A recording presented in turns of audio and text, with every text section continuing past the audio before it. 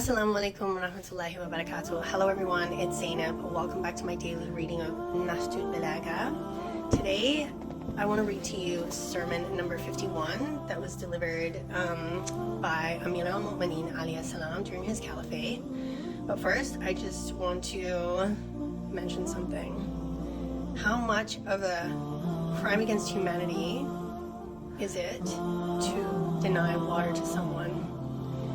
Just ask the people of Gaza who are being denied water amongst many other things, humanitarian aid, food, medicine, basic needs by the occupation.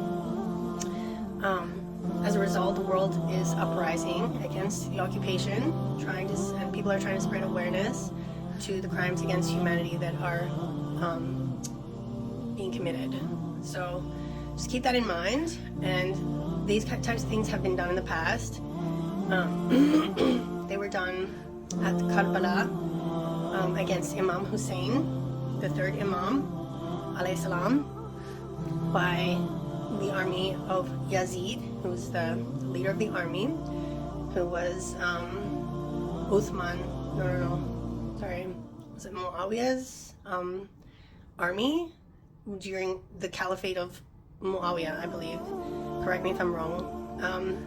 So during Muawiyah's caliphate, which was the fifth caliphate, I believe, he led an army to march to where Imam Hussein was heading through the desert to Kufa from Medina, I believe.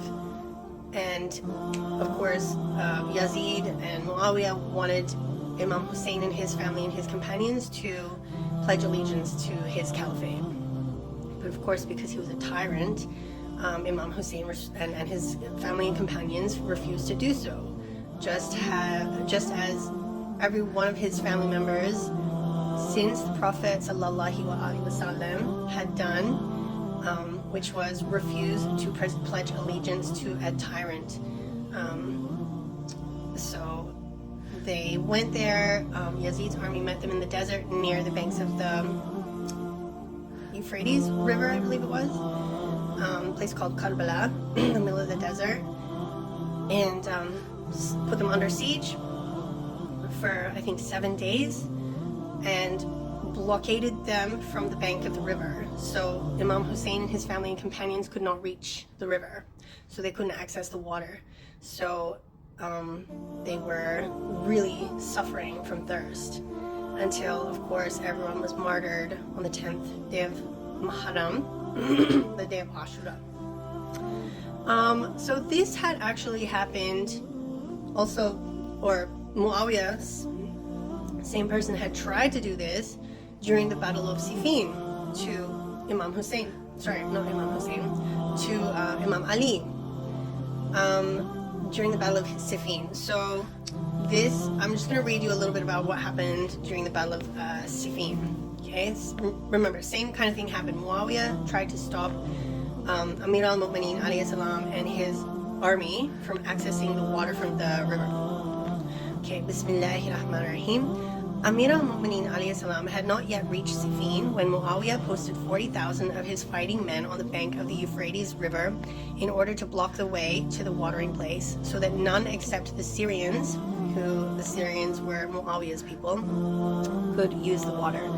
When Amir al-Mu'mineen's force alighted there, they found that there was only one possibility for reaching the water place. If it existed, it was difficult to reach due to their having to cross high hills.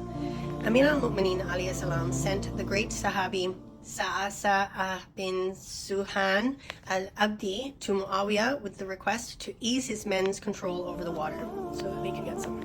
Muawiyah refused. On his side, Amir al-Mu'mineen's army was acutely suffering of thirst. When Amir al-Mu'mineen alayhi salam noticed this situation, he said, "Get up and secure water by dint of the sword." Consequently, those thirsty persons drew their swords out of their sheaths, put arrows in their bows, and were able to remove Muawiyah's men.